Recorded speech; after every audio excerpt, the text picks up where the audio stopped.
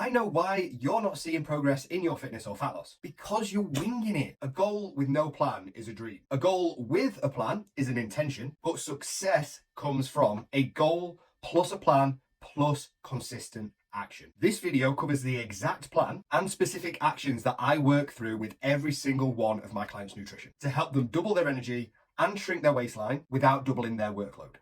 And spoiler alert, it doesn't start with counting calories.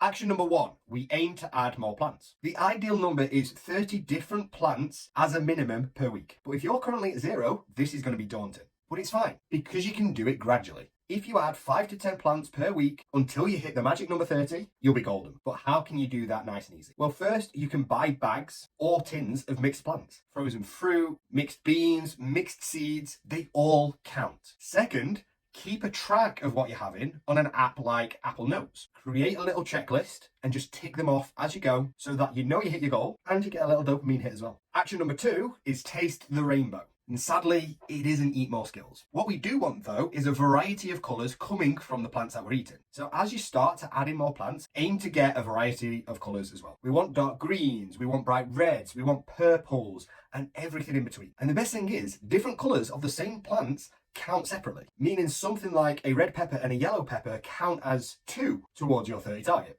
Action number 3 is get them gains with protein each meal. Protein helps rebuild muscle, and this helps increase your metabolism, which is great for fat loss goals. But higher protein is also linked to better mood and executive function, meaning your decision making and focus will also be better. Now, you could get specific with weight and measurements, but that for a laugh. I don't do any weighing or measuring with my clients unless all else fails. So for protein, aim for a portion the size of your palm once it's been cooked, and you should be about right. Action number 4 is to lean it up. Adding protein to each meal always comes first, but once that's a habit, we want to improve quality. Because like anything else, not all proteins are created equal. The aim here is to pick proteins that are leaner, meaning the primary composition of the food is protein with less fat content compared to some of the other proteins we might have. Turkey or chicken breast is great, as is whitefish, tuna, prawns, and pork loin. If you don't eat meat, low-fat Greek yogurt, beans, and tofu are also great.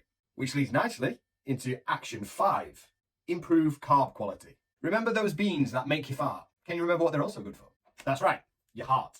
From a protein and fiber perspective, beans and legumes are incredibly beneficial. Plus, they are super easy swaps for something like rice or couscous. But if you don't like beans, don't fret. Simply changing from white, refined carbohydrates to regularly eating whole grain and wholemeal carbohydrates will have a huge impact on your energy and your waistline. Action 6 is to set an eating window. Now, this isn't going to be some section where I go on for days about intermittent fasting. However, our body wasn't designed to be constantly digesting food every minute of the day. So when it comes to my clients, I typically suggest a 14-hour period where they allow their body to recover from digestion. And we will aim to fit this in around their sleep because they're naturally fasting anyway. Specifically, we try and implement the habit that they stop eating 3 hours before bed. And we will work out a 14-hour section from there. Not only is this going to help their body to recover from digestion, but it's also much more beneficial for the quality of your sleep compared to eating closer to bedtime.